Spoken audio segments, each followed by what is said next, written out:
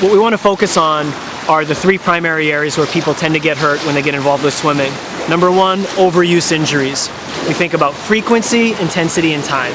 So how often are you doing the sport? How hard are you doing it to start? And how long are you doing it? And the key there is gradual progression.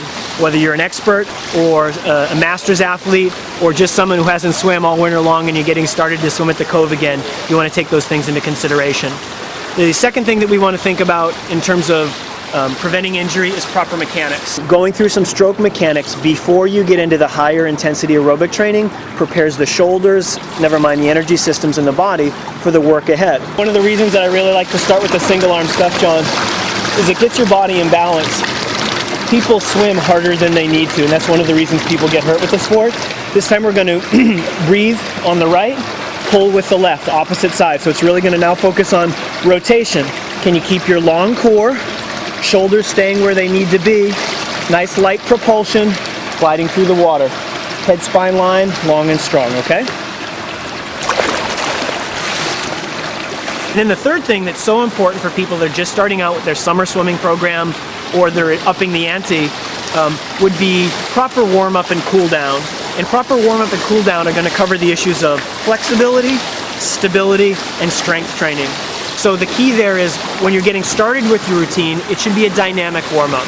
It should be activities that take your shoulders, your torso, your hips, your arms through a range of motion that's really similar to the range of motion that swimming occurs on the body. Go low intensity, low weight, if any at all, and then build as you go along. And on the second piece, the cool down piece, it's where most people go astray, and it's where a lot of injuries are preventable, and you really want to dial in on what are you doing for a cool down.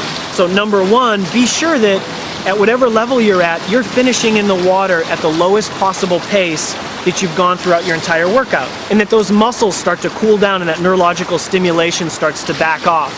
Then, equally important, even if you have just a couple of minutes, is to take your body through a number of passive stretches. That's where the flexibility piece, the static flexibility piece, is so important.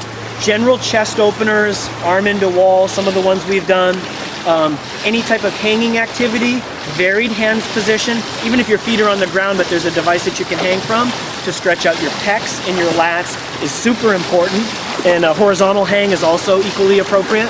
I call these around the worlds, and I really like them.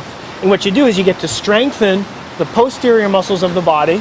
So this is a more difficult move. If you had shoulder issues, if you had some tendonitis going on in the shoulder or some impingement stuff, I would not start with this exercise.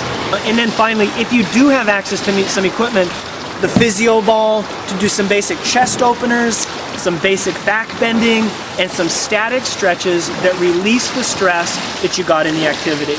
So you do an intelligent workout with a moderate amount of intensity, gradually progressing, and then finish leaving your body better than you found it. It's a winning recipe, and you will get monumental results, I guarantee it. When it's all said and done, train smart and have fun.